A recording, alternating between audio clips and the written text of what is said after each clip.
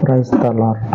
మన రక్షకుడు పరిశుద్ధుడు యేసుక్రీస్తు వారి మహిమ కలిగిన నామమున ఈ రోజున దేవుని వాక్య ధ్యానమునకు ప్రతి ఒక్కరికి మన రక్షకుని పేరట ప్రైజ్ ద లార్డ్.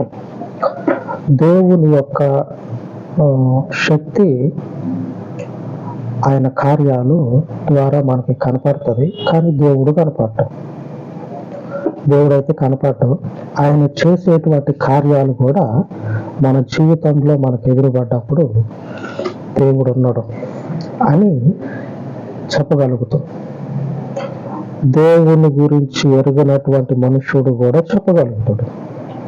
అంతటి శక్తిమంతుడు, నిజం చెప్తా ఉన్నా, అంతటి శక్తిమంతుడు.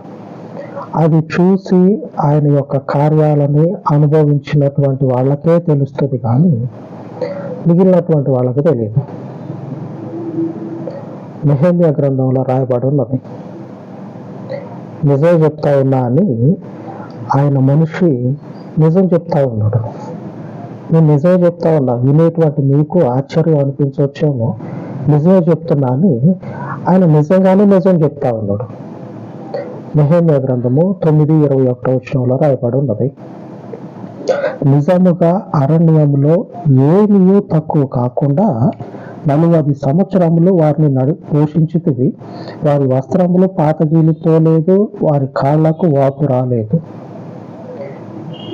వాళ్ళ వస్త్రాలు, వాళ్ళ యొక్క పాదాలకి ఇంత హాని అనేది తగలకుండా, ఆ వస్త్రాలు పాడైపోలా, ఆ కాళ్ళకి నొప్పి అనేది రాలే.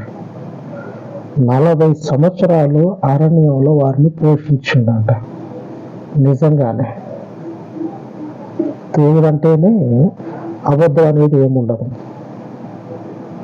దేవుడు అంటేనే అబద్ధం అనేది ఏముండదు. కానీ దేవుని మనుషుడు కడుగు ముందుకేసి నిజంగా 40 సంవత్సరాలు వాళ్ళని పోషించను. మాకున్నటువంటి వ్యవసాయ భూమిలో మేము పంట వేసుకొని పండించుకొని తిన్నామని చెప్పనని చెప్పుకునేది ఒకటి. దేవుని చేత మానవుడి సంచారం లేనటువంటి అరణ్యంలో 40 సంవత్సరాలు ఆ వస్త్రాలు పాతగిలిపోలేదు, ఆ కాళ్ళకి ఇంత నొప్పి అనేది రాల. దేవుని యొక్క బలము ఎంత చూడండి. మన జీవితంలో మనకు ఎదురైంది ఆషామాషి దేవుడు కాదు. ఆమేన్. యెహోవా నామమునకు స్తోత్రం కలుగును గాక. నిర్షమైనటువంటి యేసు యొక్క రక్తం ఏమి చేస్తుందంటే యుద్ధం చేస్తుంది. చల్లగా చలి పెడితే వెచ్చగా దుప్పటి కప్పుకొని నిద్రపోదు. ఆ చల్లటి చలిలోనే ఏం చేయాలో దేవుడు అది శత్రువుకి చేసి మంట పెడతాడు. మంట ఎటువంటి మంట అంటే ఇంత ఊరుకోవటానికి కూడా ఇంత దొరకకుండా మంట పెట్టి బూడిదకి మార్చేస్తాడు. అంతటి దేవుడు యేసుప్రభు. ఆమె ఆ దేవుడు మనకి ఎదురుపడ్డాడు. మన జీవితంలో మన యొద్దకు వచ్చి మనకి వాగ్దానం చేస్తా ఉన్నాడు. ఏమనంటే, ఇదిగో మా పితరులైనటువంటి వాళ్ళు ఎవరైతే ఉన్నారో వాళ్ళకి 40 సంవత్సరాలు ఏమి కూడా తక్కువ కానీలా. ఒకనొక దగ్గర ఏం జరుగుతుందంటే, మనకందరికి తెలిసిందే, కూరల బాగోట్ల, అన్నం బాగోట్ల అని చెప్పనని ఆ ప్లేట్లు బయట పట్టుకొని నిలబడి మనం ఏం చేస్తూ ఉంటాం అంటే నిరాహార దీక్షకి, గొడవకి దిగుతాం. కొన్ని సందర్భాల్లో దిగుతాం. అట్లా ఈ దేవుని ప్రజలు దేవుని ముందు ఈ పరిస్థితి ఎన్నడూ కూడా తెచ్చుకోవాలి. వాళ్ళకి ఏది కావాలంటే అది దేవుడు దయచేసిండు. ఏది కావాలంటే అది దేవుడు వాళ్ళకి దయచేసిండు. ఏమి తక్కువ కాకుండా ఒక మనుషునికి ఎంత ప్రయత్నం చేసి ఎంతగా కలిమినిచ్చినా సమృద్ధినిచ్చినా సరే ఏదో ఒక సందర్భంలో తక్కువ అయింది అనేటువంటి మాట రాక మానదు. నువ్వు ఎంత పెట్టు, ఏదో ఒక సందర్భంలో తక్కువ చేశారని చెప్పినని ఆ మాట అనేది పడక తప్పదు. కొన్ని సంవత్సరాల తర్వాత దేవుని యొక్క శక్తిని ఆ సంతానమైనటువంటి నెహెమ్యా అలాగని దేవుని ప్రజలు దేవుని సన్నిధిలో నిలబడి ప్రార్థన చేస్తూ ఉన్నారు. నిజమే చెప్తా ఉన్నామని చెప్పినని దేవుని గురించి సాక్ష్యం చెప్తా ఉన్నారు. ఆ దేవుని సాక్ష్యాన్ని మనము కూడా నేటి దినాల్లో అదే సాక్ష్యాన్ని పలికేటువంటి వారమై ఉన్నాం. ఎందుకంటే అప్పుడున్నటువంటి దేవుడే ఇప్పుడు మన జీవితాల్లో ఉండి ఏది కూడా తక్కువ కాలేడు, ఏది కూడా తక్కువ కాలేడు. ఆయన యొక్క బలం ఎంతటిదంటే అంతటిది. మాటలతో చెప్పుకొని ఆయనని మనం మాట్లాడుకుంటే అది సరిపోయేది కాదు, మాటలతో చెప్పుకుంటే సరిపోయేది కాదు. అంతటి శక్తి కలిగింది. ఆ బలమైనటువంటి దేవుని కార్యాలు మన జీవితాల్లో జరుగుతూనే ఉంటాయి. ఏది తక్కువ కాలేదు. ఆయన మనకి ఈ రోజున చేస్తూ ఉన్నటువంటి వాగ్దానం ఏంటంటే కీర్తనల గ్రంథంలో రాయబడి ఉన్నది, నా దేవుడు నాకు ఆశ్రయ దుర్గము. దేవునిని మనము ఆశ్రయముగా పెట్టుకున్నట్లయితే, మనకు నీడనిచ్చేటువంటి ఒక ఇల్లులాగా దేవుని మనం నిలుపుకున్నట్లయితే, ఆ ఇంటిలోనే ఆ దేవునిలోనే మనం నిలిచినట్లయితే ఆయన మనకు ఏది తక్కువ కాకుండా మన జీవిత కాలం అంతా కూడా సమృద్ధిని ఇస్తాడు. ఎంతటి సమృద్ధి తెలుసా? ఒక మాట చెప్పుకోవాలంటే ఎంతటి సమృద్ధి తెలుసా? దేవుని సమృద్ధిని కలిగి దేవుని యొక్క క్షేమాన్ని పొందుకొని దేవుడు ఎవరు అని చెప్పగలిగే అంత. ఆమె నిజం చెప్తా ఉన్నా, నెహెమ్యా చెప్పినట్లు నిజం చెప్తా ఉన్నా. ఈ ఇశ్రాయేలీలైనటువంటి వాళ్ళే దేవుని క్షేమాన్ని పొందుకొని ఆ క్షేమం ఎక్కువైపోయి, ఆ సమృద్ధి ఎక్కువైపోయి,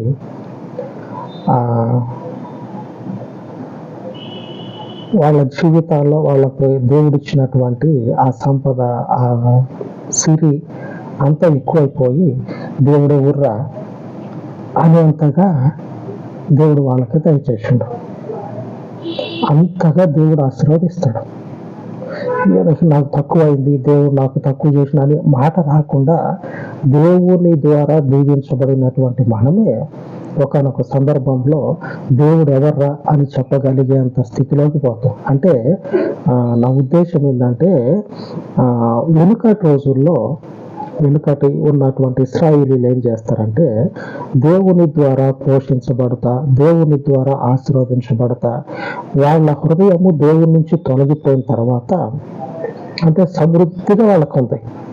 తర్వాత తిన్నదరక్క కొవ్వెక్కి అంటారు చూడండి, అట్లాగా వారి యొక్క గర్వం అనేది పెరిగిపోయి దేవుని ద్వారా దీవించబడము అనేటువంటి ఆలోచన మర్చిపోయి దేవుడు లేదు ఏం లేదు అని చెప్పి ఎంతగా దేవుడు ఆశీర్వదిస్తాడు.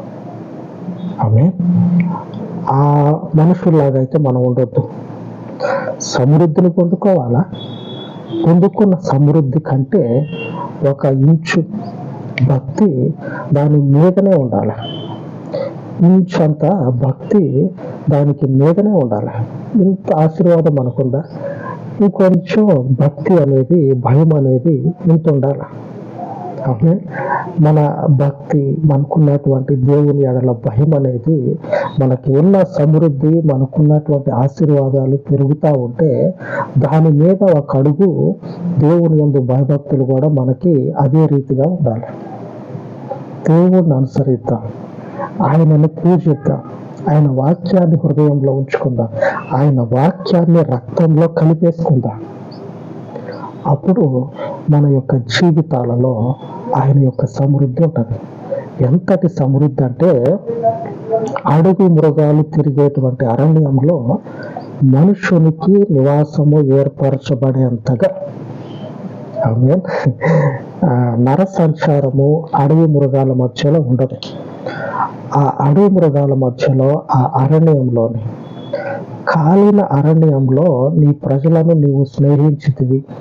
కాలినటువంటి ఆ ఎండ నీ ప్రజలను నాశనం చేయకుండా, కాలిపోయేటువంటి ఎండలో నీ ప్రజలు ఉన్నా సరే నాశనం కాకుండా వాళ్ళని సంరక్షించితివే అని దేవుని ప్రజలు చెప్తా ఉంటారు.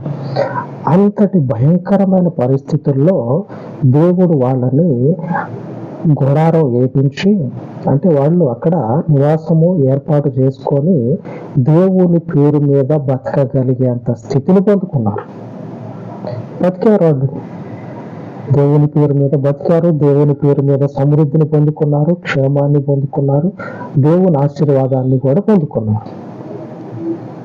94వ కీర్తన 22వ వచనంలో రాయబడినది, నా దేవుడు నాకు ఆశ్రయ దుర్గము. నిజంగానే మన జీవితాల్లో మనకు దేవుడు ఆశ్రయంగా ఉంటాడు. అది ఏదైనా కావచ్చు. జంతువులు తిరిగే అడవి మృగాలు, భయంకరమైనటువంటి జంతువుల మధ్యలో అయినా సరే ఆయన ఆశ్రయ దుర్గమే. మనుషుల మధ్యలో నిలువ నీడలేనటువంటి పరిస్థితుల్లో కూడా ఆయన మనకు ఆశ్రయ దుర్గమే. ఎందుకంటే ఈ ఎదురుపడినటువంటి దేవుని యొక్క శక్తి అది మాటతో చెప్పుకుంటే పోయేది కాదు. అది 4 రోజులు నలుగురిని పిలిచి చెప్పుకుంటే ఒడిచిపోయేది కాదు. తరముల వెంబడి తరములు ఆ శక్తిని గురించి చెప్పుకుంటా ఉంటే తరిగిపోనిది కూడా. అంతటి శక్తి. 4 మనుషులు 4 రోజులు చెప్తే ఒడిచిపోయేది కాదు. మనం మాట్లాడుకున్నంతసేపు మాట్లాడుకున్న తర్వాత పక్కన పెడితే ఒడిచిపోయేది కాదు. మన తరములన్నీ కూడా ఆయన శక్తిని గురించి చెప్పుకుంటూ పోతా ఉంటే ఈ తరాలు కూడా సరిపోవు. ఆమేన్. దేవునికే మహిమ. అంతటి శక్తిమంతుడు మనకు ఆశ్రయ దుర్గమై ఉన్నాడు. ఎక్కడైనా సరే మనల్ని బతికిస్తాడు. ఎక్కడైనా సరే మనకి కాపుగా ఉండి ఇంత హాని అనేది రాకుండా చూసుకుంటాడు. ఆ పరిశుద్ధుడైన దేవునికి మనము శాశ్వత కాలము భయభక్తులు కనపరిచి ఆయనలోనే నిలిచి ఉందాం. ఆయనకి వేరుగా కాదు, ఆయనలోనే నిలిచి ఉందాం. అలాగ ప్రార్థించుకుందాం. పరిశుద్ధుడైన తండ్రి, ఈ ఉదయకాలమందు నీ దయగలిగిన పాదముల యొద్ద ప్రార్థిస్తూ ఉండగా, కాలిన అరణ్యంలో నిజమైన స్నేహితుడవు నీవని నీ పరిశుద్ధ ప్రజలు నిన్ను గూర్చి సాక్ష్యం ఇస్తూ ఉండగా, నశించుచున్నటువంటి లోకపు జనుల మధ్యలో తండ్రి నీ పేరట నివాసము చేయించు ఉన్నటువంటి ఈ పరిచర్య ద్వారా మిమ్మల్ని అనుసరించుచు ఉన్న ప్రతి ఒక్కరికి మీ పరలోకపు కృప కనికరమును కనపరిచి నీవు మాకు ఆశ్రయమై ఉండగా, ఎప్పటికీ తండ్రి మాకున్నటువంటి భయభక్తులను నీ ఎడల స్థిరపరిచి మాకు ఆశ్రయముగా శాశ్వత కాలం ఉండి దీవించమని, ఆశీర్వదించమని, నిజముగా ఏమియో తక్కువ కాకుండా సర్వ సమృద్ధినిచ్చే నీ పరలోకపు నామమును తండ్రి నిత్యము కూడా హత్తుకొని నీతో పాటు నీ మార్గంలో నడుచుటకు నీ పరలోకపు ఆత్మను సమృద్ధిగా అనుగ్రహించి సమస్త మహిమను మీరు పొందుకొనమని ఈ మనవులన్నిటినీ మీ పాదముల యొద్ద చేర్చి యేసుక్రీస్తు దయగలిగిన నామమున ప్రార్థించి వేడుకొనుచు ఉన్నాను తండ్రి. ఆమేన్, ఆమేన్. ఉన్నతుడైన దేవుని యొక్క కృప మనకు నిత్యము తోడయ్యుండును గాక. ఆమేన్, ఆమేన్.